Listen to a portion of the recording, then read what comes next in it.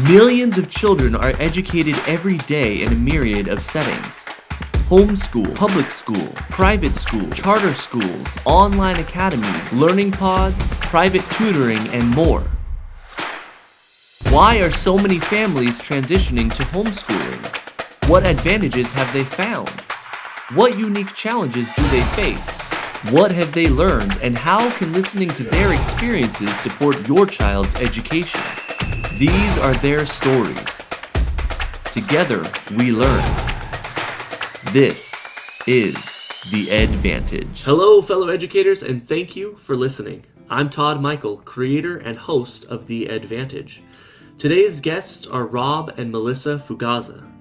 Melissa Fugazza is a stay-at-home mom who homeschools her two daughters, as well as doing school herself. She is a full-time virtual student at Ensign College, pursuing her bachelor's degree in applied communications. She is also a self-published author of The Gem, which can be found on Amazon. When she is not schooling or writing, she loves to cook, bake, take naps, and watch Hallmark movies. She also loves to make new friends and learn new skills from them. Rob Fugazza is a Brazilian-born, proud American citizen for over 15 years, who works hard to provide for his family. He loves the outdoors, cooking barbecue, and spending time with his wife and daughters. He is also multilingual and believes in a strong work ethic and that learning is a lifetime pursuit. I hope you enjoyed this, our first tandem interview of two homeschool parents. All right, Melissa and Rob, welcome to the Edvantage. It's great to have you on. Thank you for having us. Great to be here. Thank you. So you're the first couples interview that we're doing on this podcast, and I'm really excited to get that dynamic because I've interviewed homeschool moms, I've interviewed homeschool dads, but I think there's going to be something especially powerful about having both. And I have to correct myself. I say you're the first, but technically I did interview my wife on the second episode, so maybe that kind of counts, but you're the first couple together that I'm interviewing. And so I am really eager to get to, kind of your current homeschool practices, what you're doing, how you got into it. But I always like to start with your own education, because how we were educated, how we were schooled, impacts so much about how we approach educating our children, our kind of preconceived notions or thoughts. And so whichever one of you wants to start, I won't decide that, but if you could each share just a little bit about what your education was like, your schooling, and maybe some of the, challenges, some of the things that were highlights in there. Tell us about your background. Okay, I can go first. So this is Melissa talking, obviously, hopefully with a higher voice than my husband. Yeah, I was public school the whole way. I grew up kind of all over the United States. So really grade school, I was in Minnesota for kindergarten through fifth grade. And then we moved to Arizona during the summer going into my sixth grade year. And then I finished school in Arizona. I even did a couple of years of college in Arizona. So public school for me, learning everything. I went to a really good school in Minnesota. I remember it being really great and I really loved it, flourished pretty well. I believe I had anxiety at a fairly young age, but at the time I didn't realize that's what it was. To put myself out there, I'm 43 years old. And back in that time, that just wasn't a common thing for kids, or at least it wasn't a commonly diagnosed thing for kids. Sure. So anyway, I had a lot of issues with that for school and stuff, but I feel like my education during my younger years was a lot better. And then I suffered a personal loss when I was 11 years old. And it was right before we moved to Arizona. So there I had this loss of a family member, and then moving and all the adjustments to a completely different state. Sure. And so that was really hard. And I never really recovered from that as far as being in school. I was depressed, things like that. So I was very withdrawn and I didn't really make a lot of friends and didn't really know where I was supposed to fit in. And school was a struggle. So it's kind of hard for me to say if it was the education opportunities weren't very great or it was just my life experience at the same time was just a big problem. But Sure. Anyway, yeah, I did 2 years of college, and then I didn't know what I was doing with school anymore. I didn't really know what my purpose was. So um, I ended up not finishing college, and now I'm back in college at the age of Nice. 43. So yes. Anyway, but that's pretty much me. Public school the whole time. Yeah. What about you, Rob? So I grew up in Brazil, so I was also went to public school in Brazil, which is a complete different experience, right? Sure. Um, I remember being a pretty average student. I did really well in things that I had interest in learning, and I got a little bit lazy early on. Because they kind of skipped first grade, and just because I was kind of a little bit ahead of the kids, and I thought I was super smart, so I got lazy, and then my grades Many started, such cases. Yeah. right, which is a bad thing, right? I think kids need to be challenged, right? Sure. If things are too easy for them, they ended up developing pretty lazy studying habits, and that's what happened to me. Yeah. Really, pretty much all the way through high school and until I got to college, and that kind of came back to haunt me because college was hard, and I had poor studying habits. Mm-hmm. So I kind of went to school for a long time, on and off, and I finally went back to school full time and graduated from BYU Hawaii. I studied information systems, and as an older man, graduated at age 37. Mm-hmm. I actually did really well. I finally, something clicked. I said, okay, I'm kind of a self-learner. I taught myself English and Spanish and things that I really like, that I'm interested in. Yeah. There are a lot of resources nowadays online, or, there's a lot of things that you can go to learn something. And I ended up doing really well in school. I just kind of buckled down, quit watching football and sports and basketball, and kind of put my head down and did really well. So that's my background in school. That's really interesting. And you make such a good point there that, like, when the interest is there, the motivation to learn whatever it is there. And all too often, I think, it's not so much an age thing as it is kind of the way that we go about it with kids. And, as a classroom teacher, I would see this all the time, where we'd be studying something and a fair number of kids would be interested in it, but the schedule, the calendar, the pacing guide would say it was time to move on. And so I would start moving on with the class, and you'd get a bunch of kids who were still interested in pursuing whatever the last thing was. And we'd now start this whole new thing, and for some of them maybe it was interesting, but for some of them it wasn't. And so without that motivation, like without it being led by the child, you lose kids so often. And then that happens enough times, kids start to just to check out. And to your point about things coming easily and you getting, I mean, in your words, lazy, I wouldn't necessarily call a child lazy, but kind of taking it for granted is the way I put it. I saw that so often in the classroom where a kid does well for a while and they assume that they'll always do well no matter what. And so they don't develop those study habits. They don't keep themselves challenged. Or often, the grade level material is the same level that they already mastered the year before, and so they start to get bored and they check out. And after a couple years of that, then they're almost to the point where they're disconnected from what's actually needing to be taught, and they want to go off and learn their own things, or they're kind of narrowing down on what matters to them. So it's interesting how then you came at that as an adult and were able to learn. What was the contrast, would you say, you were in college, I presume, with people, significantly younger than you. What was the contrast that you saw between the way you approached that education and the way most of your younger peers approached it? That's absolutely right. I mean, it felt like I was going to school with a bunch of kids, and really, they 18-year-olds. When you're 37, they look like little kids, right? Sure. And there was some really, really smart kids, right?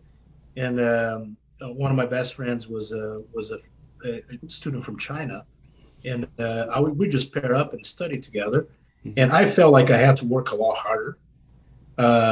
I spent my days in labs and group study, or just studying by myself, and nights going to bed late and early.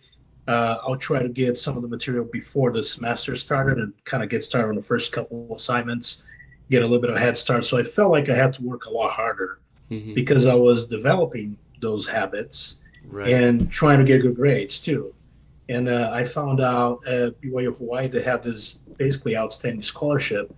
If you are enrolled for at least 14 credits and you get straight A's, they pay for your next semester. So I Wow. figured, hey, I can go to school for everything paid for. Let me just kind of put my head down and Yeah. study really hard and develop some habits that I never had.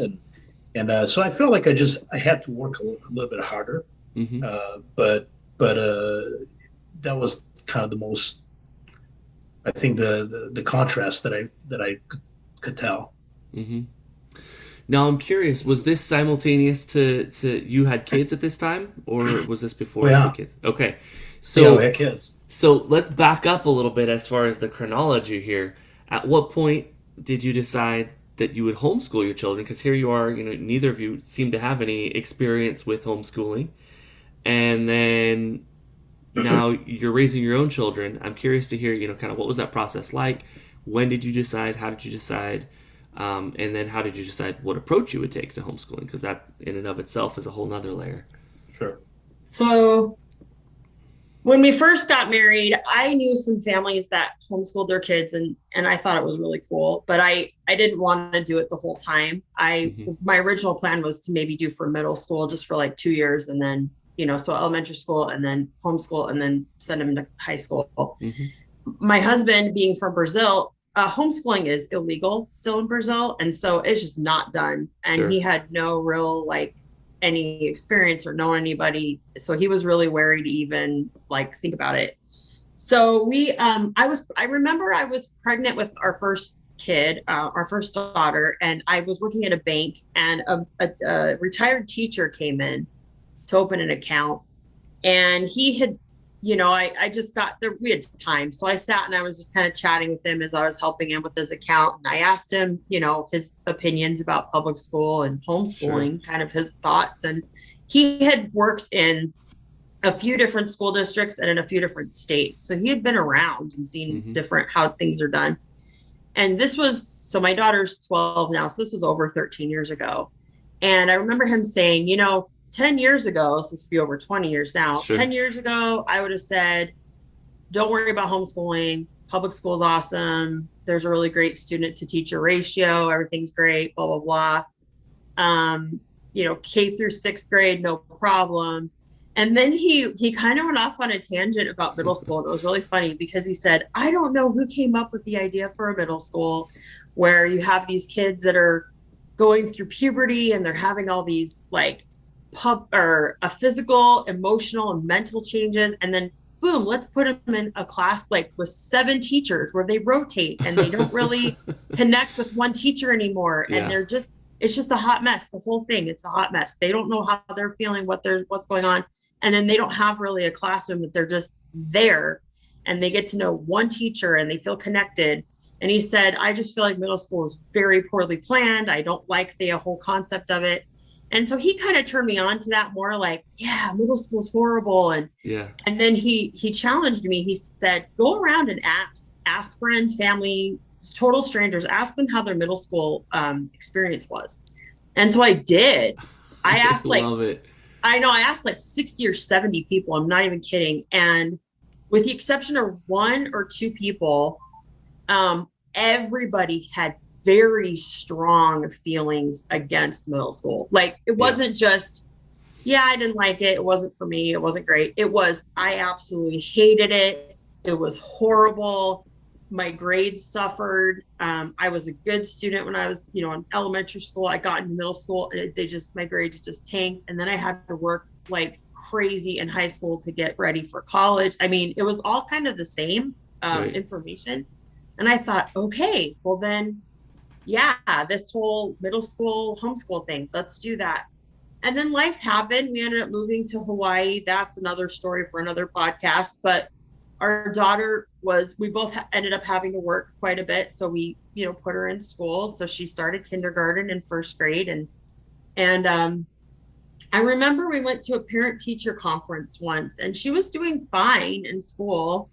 But one thing that her teacher said to me was, she's doing fine, but she has a really hard time with, like, we're teaching a subject and it takes her a little while to kind of get up to speed with, not like a learning disability, but just kind of grasping the concept. Mm-hmm. And then just when she's comfortable with it, we have to move on to something else. And so she Sure. gets really frustrated with herself because we don't have the time to, wait for her or whatever. And I just, I had to put that in the back of my mind thinking, oh yeah, okay. But we just weren't in a place to do much about that at that point. And then my husband got a job after he graduated from school there. He got a job out here in Tennessee where we are now. Mm-hmm. And we ended up moving during Christmas break of her like second grade year. So halfway through her second grade year. Right. And I was so exhausted. We'd had a lot of changes. It was a little bit of a culture shock for my kids. Sure. And I don't know, I got this really strong feeling, this really strong impression from God. You know what? If you're going to try homeschooling, let's just try it. Let's just try it for these next 6 months, see what happens and go from there. And so that's what got us started. And then I think just what kept us going is we saw our daughter flourish because she didn't have those time constraints. She didn't have that whole trying to keep up with other kids. It was right. keeping up with herself. So that's kind of in a nutshell what got us into homeschooling. Yeah. And she's the oldest. Yes. And yeah. We homeschool we only have 2 kids. We have an 8-year-old as well. And we just have homeschooled her too. So it's been great. Time. Yeah. And Melissa was kind when she said that I wasn't really friendly. I really was pretty against homeschool for the same reasons that a lot of people now object to it. I thought, oh, she's going to be awkward socially and all those things that that people talk about it. And now I have answers to all those things. Right. But I'm a huge fan of homeschooling now. I love it. I think it's great. I think that's important, though, that I appreciate that you owned it, because I think a lot of us who've had a chance to overcome those concerns, sometimes it's hard to remember what that was like, and you feel that you almost bristle when you hear people bring it up, like, here we go again. I was homeschooled myself, so I kind of have always had a little bit more of an open mind. But I probably was more biased against it than your average homeschooler because I focused a lot on like my own experience and overgeneralized. I was like, oh man, I wish I could have played sports, or I wish I could have done this or that. And so I had to overcome some of those and educate myself of like, oh, well, here are some options that, weren't as much of an option in the 90s than they are now. Or even here are some things that other families did at that time that my family, just didn't do. Everyone's experience is going to be a little different. But it's important, to own that and acknowledge it, because so many people just stop there. They're like, nope, I'm against it. And then they never explore. They never try to get those questions answered. And I always say, like, if you can ask the question, there's probably an explanation for it, because someone else probably asked the same question or had the same concern. So by all means, be vocal about it. But then don't just stop there and say, like, well, I'm worried my kid will be awkward, so I'll never homeschool. Be like, hey, I'm worried my kid will be awkward. What do you homeschoolers have to say about that? Yeah. Sometimes it's a little hard to define, but if you had to define, like, your approach, like I'm talking like, Charlotte Mason or classical or unschooling, do you have a particular method that you subscribe to? Are you more eclectic, or is that something that you've put a lot of thought into?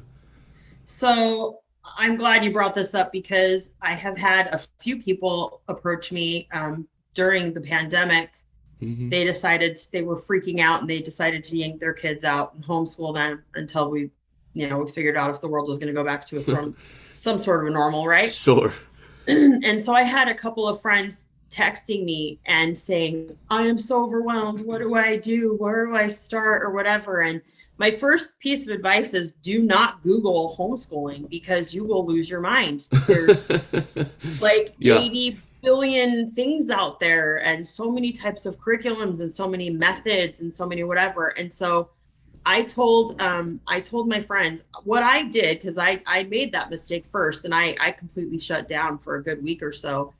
I went to the library, and I literally think it's called Homeschooling for Dummies or something like that. It's just this little, And what it was is this book that just kind of gave all the different types, kind of different methods that are kind of out there. And if you're independent and umbrella schools, all these terms that you hear. And I read through the book and I just kind of said, okay, I'm just going to pick one and we're going to start and we're going to just figure it out. And the first 6 months, I'm not going to lie to you, was really hard. I chose to do unschooling at first because I needed to get it in my head that I wasn't a school teacher. I'm a facilitator, which I think parents need to understand. And my daughter had been in public school up until this point. And so her expectations of a classroom setting with me as a teacher, like that wasn't going to happen. So I just felt like we need to just completely unschool. And it was scary at first. I felt like, oh, am I doing enough? Am I? Sure. And then I just had to keep on telling myself, okay, look, my daughter is in 2nd grade. It's not like she's going to college tomorrow. She doesn't have to take the SAT or the ACT next week. Let's just calm ourselves down and let's just kind of feel it out and see what works. And so we did the unschooling method for, I think, about a year or two. I think it was once my other daughter got old enough to really kind of join in so I could kind of see how she did. Sure. And then I found a curriculum that worked for our family that was a combination of religious learning for our faith and, secular learning. And it also kept it open enough where you could kind of go out and kind of explore and learn things at your own pace as well. It wasn't anything rigid or anything like that. And so far it's been working. So we'll stick with it until it doesn't work anymore. Sure. I remember you also presenting girls with a list of topics. What are you interested in learning today? And my daughter said, hey, I want to learn about Revolutionary War or whatever. We could go check books at the library and learn about it. Yeah. So that was really helpful because, again, going back to that same thing we were talking about in the beginning, if they're interested in learning, they're really going to apply themselves and really do well. And they have this natural curiosity to learn about something. We just kind of might as well run with it. And that's one thing that I don't know if you want to talk about a little bit later, but I'm going to bring it now. That kind of turned me off to public school after I, was doing this homeschooling thing is how they limit certain things to grades. So, you have a 2nd grader. Like I learned this with my daughter, my younger daughter. Now she's amazing at math. Like she picks it up really quickly. And she was using, like, I'm not a good math person. So we actually use an online curriculum for math, but she started at kindergarten level. She was already like at first, almost 2nd grade, quote unquote, level for math. And I thought, how sad is that in the public school system that a kid, like if we had put her in public school, she would be still kind of hover around down in the kindergarten level math when she had this capacity to comprehend more. And that really amazed me too, that you can do that with homeschooling. You can go, oh, okay, well, let's just keep going and see how far you go with your math, how many grades you're hitting. This is great. And I just like also, this is the nerd in me. As soon as I decided, okay, I'm going to homeschool, I need to find some success stories, right? So I don't feel like I'm going to completely let my children down. So I Googled a bunch of different people who were homeschooled. Well, obviously public school didn't even become a thing until a while, not even a long time back ago. Right. Yeah. It's fairly experimental. It is. And so you have some of the best people in history that were quote unquote homeschooled. And as I read about them, like Benjamin Franklin comes to mind, all the founding fathers, really. I thought, what? Benjamin Franklin was a bunch of different things, right? He was a writer, he was an inventor, he was a diplomat, he was an ambassador, he was a publisher. I thought, how did he do that? And it dawned on me that the thing I love the most about homeschooling is the success is if you teach your children how to learn, then you're golden. As long as they know how to read and they can write and you teach them how to learn, where they find the information, what's out there that they can do, you should just let them go with that and they will do amazing things with it. So that was something else that kept me going in those days of, oh my gosh, I'm messing my kids up, Right. And those 2 points relate to each other, right? The letting them pursue things that are interesting to them and cultivating a love of learning, because the more they experience that positive feedback loop of I was interested in dragons, I did a deep dive and studied dragons, I was so excited to read these books and learn about these things, or if they're younger, to listen to these books be read to me, and to draw these pictures and to create these, examples and diagrams and everything. Now I'm interested in, how houses are built. Well, that was fun learning about dragons. I'm going to see how I can apply those same things. And so that motivation, that momentum can continue. The moment you tell a kid, yeah, I understand you're interested in that, but what we have to study is this stuff over here. Like, you can't transfer that passion any more than any of the rest of us can. Like, if you have, your favorite hobby, you have a chunk of time this weekend to spend on that, and you get called to go do something completely different. You can't just transfer that passion and be like, I'm so enthused to do this paperwork, like to fix my taxes or whatever it is. Like, we have things that we're passionate about at all ages, and it's no different for kids. The other thing I want to highlight that I love that you pointed out is, and again, like, I try to be as fair as I can with the balance between public school and homeschool. There's no one right fit for every kid. It's so important to bear in mind that every family has their own needs, their own limitations. However, there are some objective issues I take with the structure of public school. And grades, every year that I was a classroom teacher, my whole life, I've had a real issue with grades because it is so illogical. And I remember as an administrator, we had kids whose parents, the kids were doing really well academically. Parents wanted to let the kid excel a grade, get put ahead. And every time the issue that was given was, well, we can't just consider their academics. We have to consider the social aspect, because if we put them in a class of kids that are 1 year older, that has implications on their learning and their sociability, and it could have negative ramifications. And so you think about, like, what you're describing with your daughter and with math, like, that doesn't have to be a factor. Those are independent skills. Now, whether or not she can have a conversation with kids 2 years older than her, fine. She probably does, but even if she didn't, she can still learn that content. And with public school, it's this all-encompassing package, this all-or-nothing thinking, where it's like, you either have to be able to do all of these things, or we can't give you access to any of these things.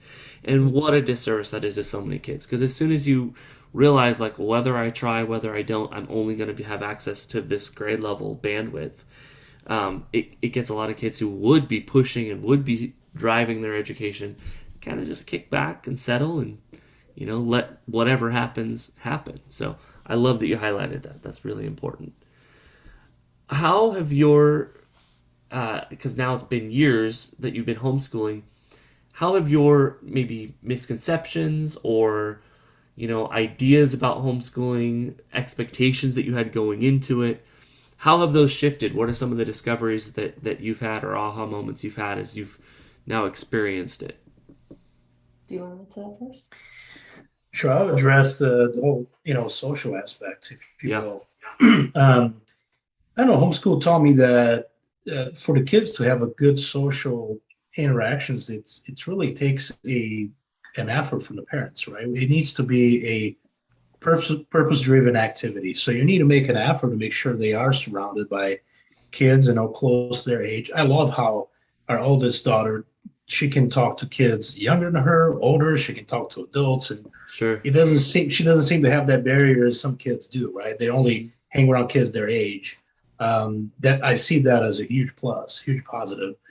And it just takes, we make friends with people that also homeschool, and we schedule play dates. And so there's a little bit of a more of an effort from our part, but that can very easily be overcome, the whole social aspect. And I would argue that we can make it even better than just a school setting. Right.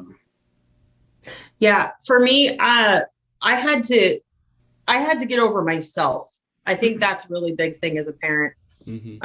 What my expectations are, what I think my kid should be doing, me.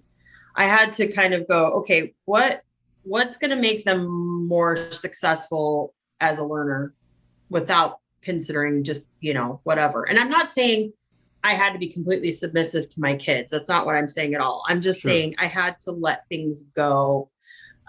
Sometimes, some learning has to be done at a desk. Some learning has to be done in a rigid kind of a setting where they focus more and concentrate.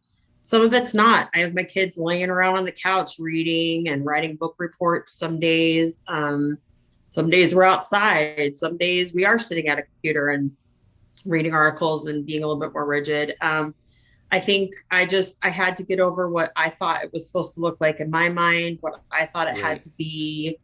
And again, I keep having to tell myself, look, they're not going to college tomorrow. They're learning how to learn. They're, trying to figure themselves out, what their frustrations are. Like, let's address what triggers them, let's address how we can focus on that and how we can help them overcome it. My 12-year-old daughter really hates math.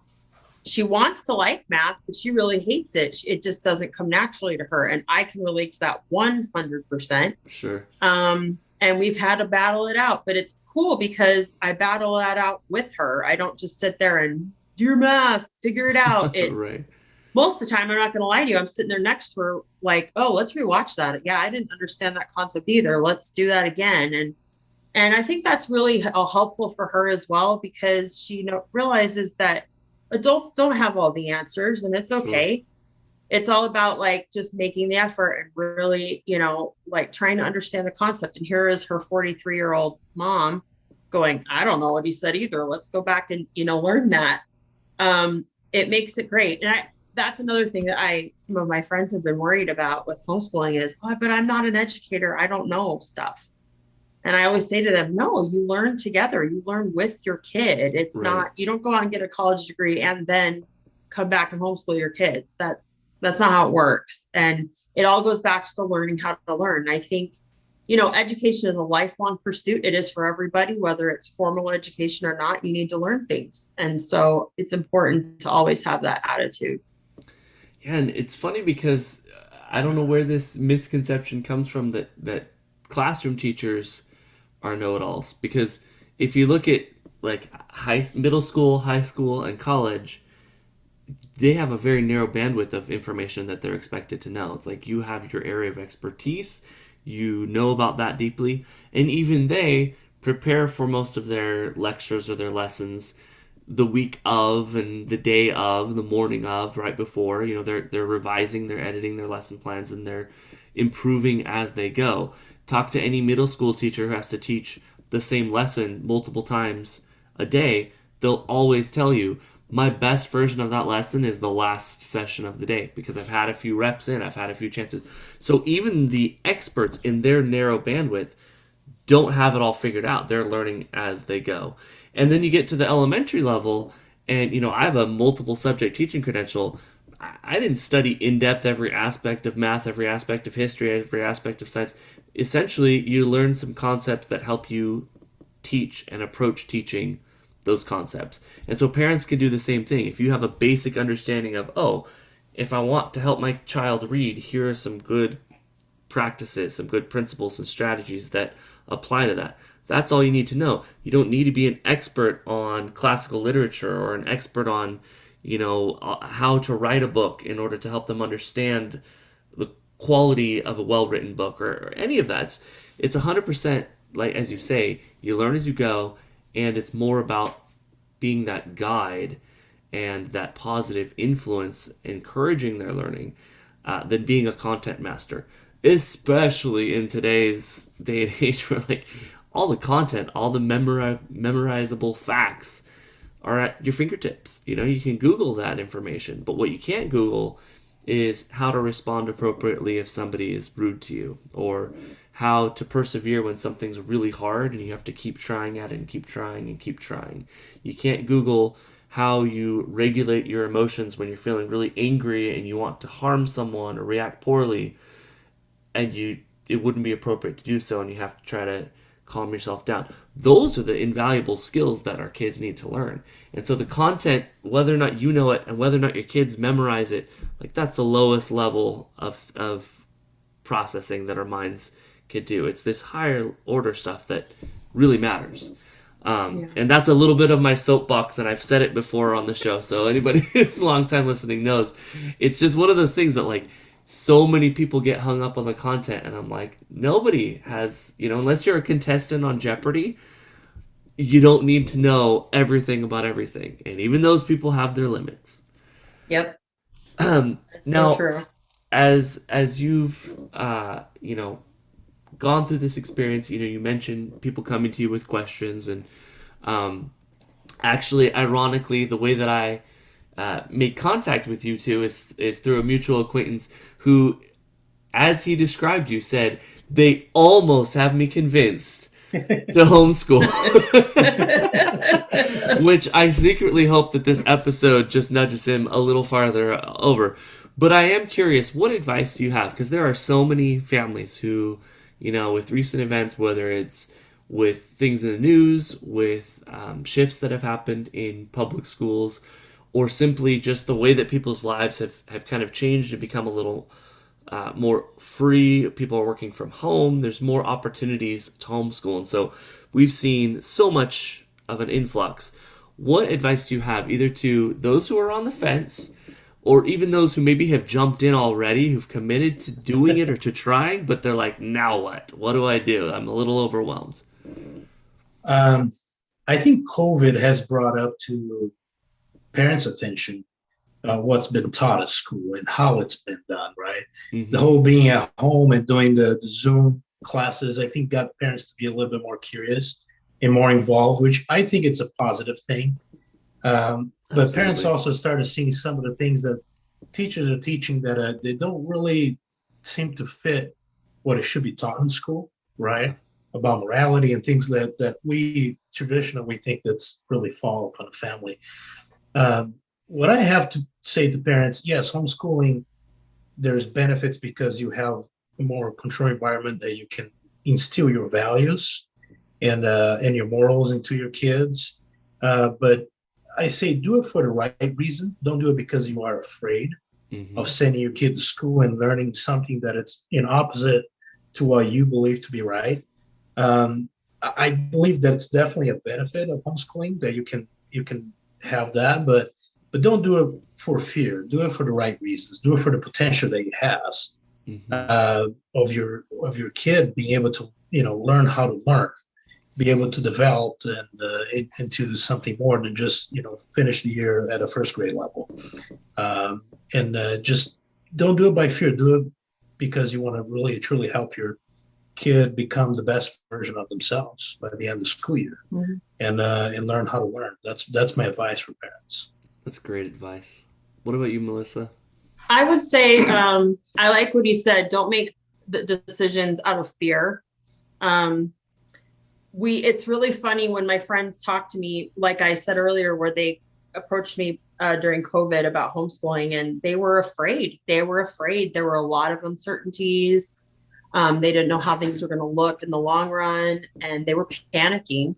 And in that case, I said to them, I'm like, look, I get it. Like, I get that you want certainty. Everyone wants certainty, right? Everyone wants a plan. Everyone wants to know that what they're doing is the best thing. I think that's a sign of a really good parent, right? Sure. But making a decision out of fear is never good.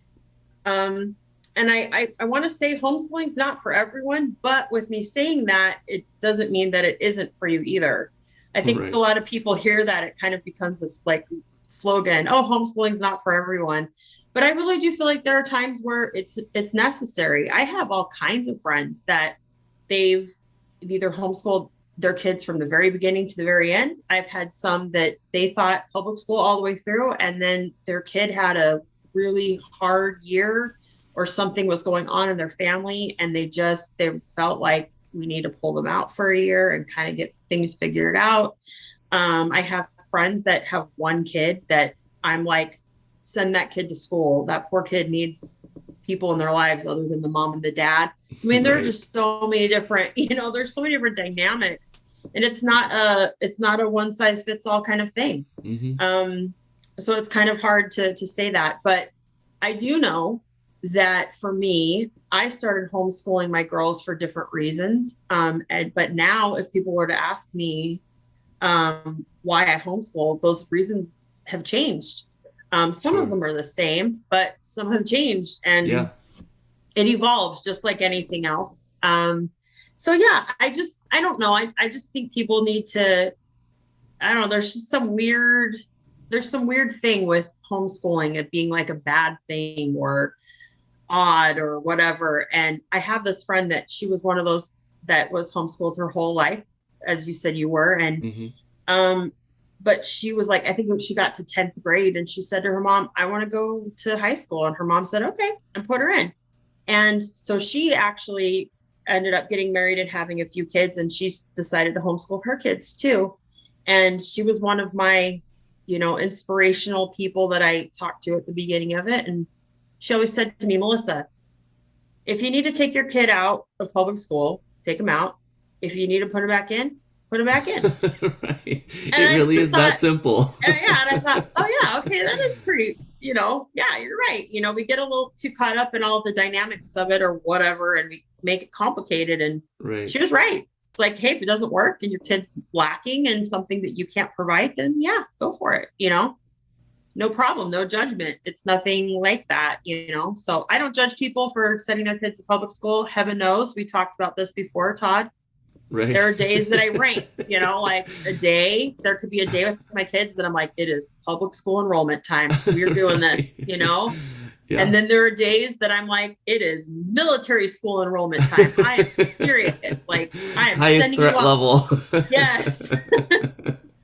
Yes. But it is what it is. So I think people need to just keep open to opportunity, open to necessity.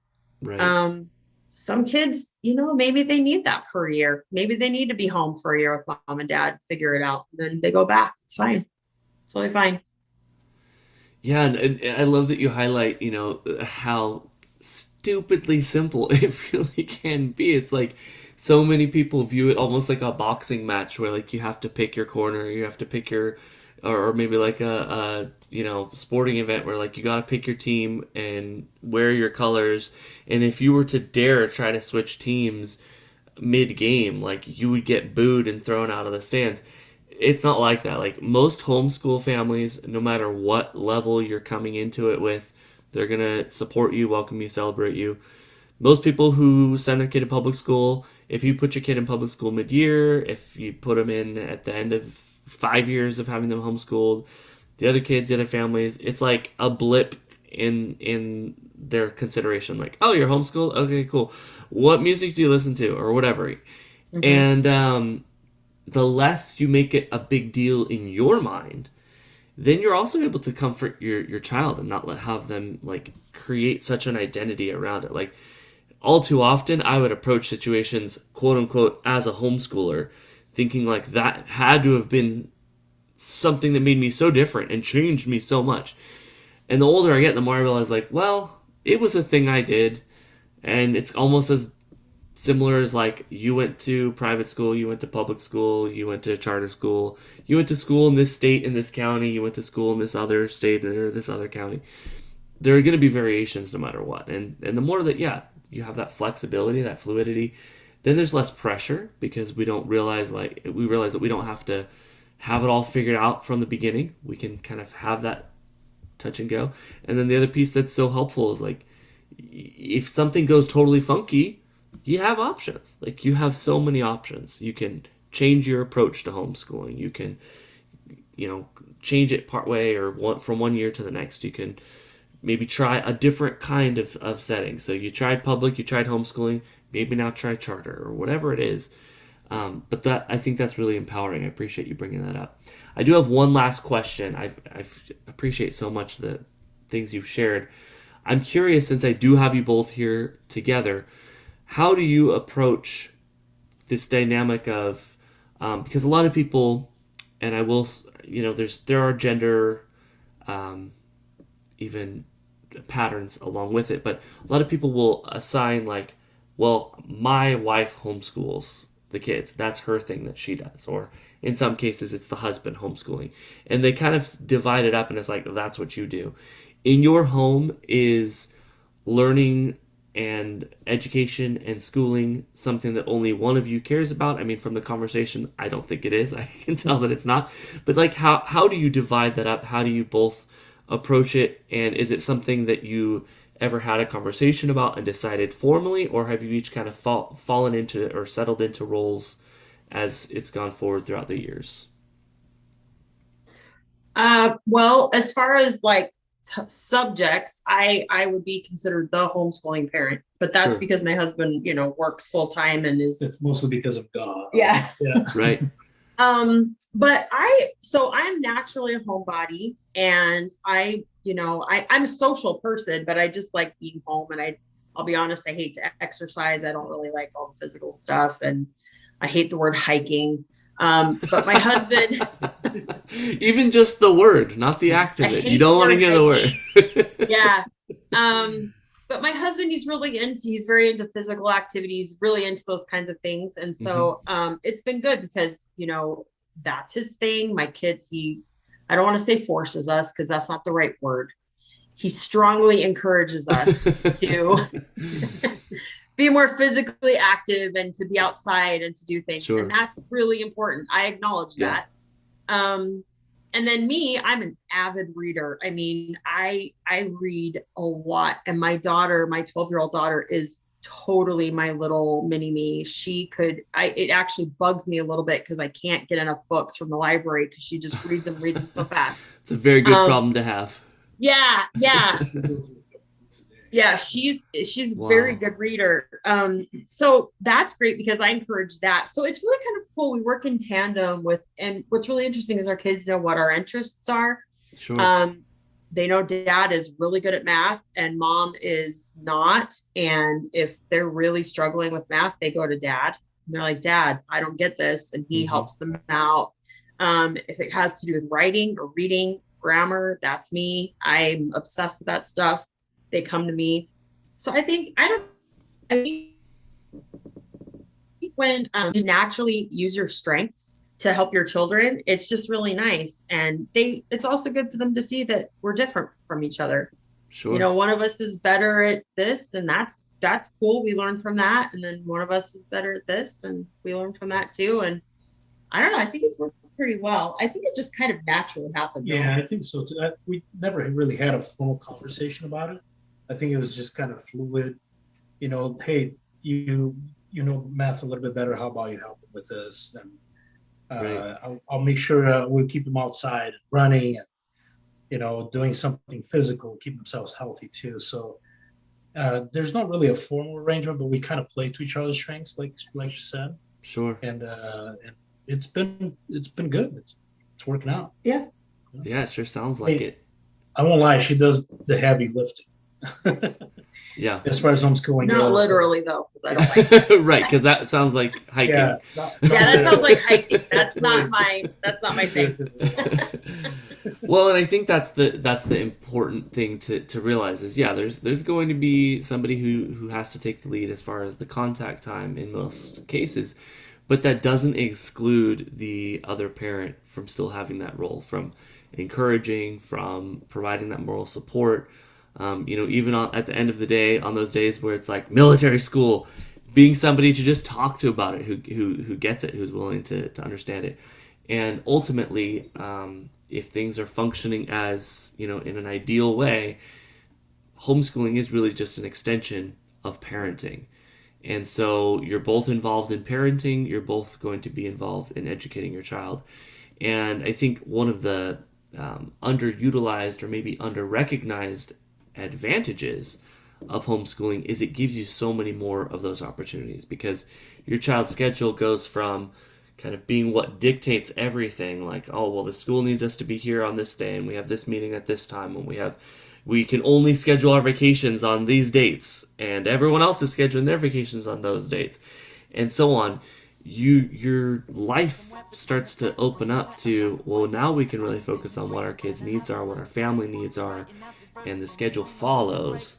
And of course, there's still going to be work and church and other responsibilities, but so much of that parenting can fall naturally into homeschooling. So you highlight that well, and I think you both exemplify what it means to both, at least if nothing else, be invested, and then you fold in that contact time. Well, I appreciate your time here. I appreciate all the things you guys have shared. It's been such a delight talking to you together, and I really want to highlight how well you have shown that homeschooling is not a burden, even though it still can have those times that are challenging. You're really focusing and giving your kids lifelong learning skills that they can apply to anything. And the more that you keep that focus, then yeah, there's going to be times when it's stressful. It will ebb and flow. But what matters most is their experience, their motivation, and their focus. And from what you've shared of that love for reading, that love for learning, you're doing it so well. So thank you for sharing that, and thank you for both coming on together as my first couple, hopefully the first of many. I appreciate your time. Thanks, Todd. Thanks for having us you. on. Yeah, thanks for having me.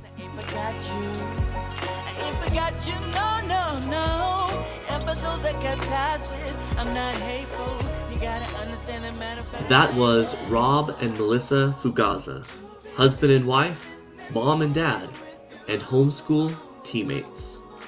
If you like what you heard today, please take a moment to give our podcast a positive rating and review, and be sure to share it with the other parents and educators in your life.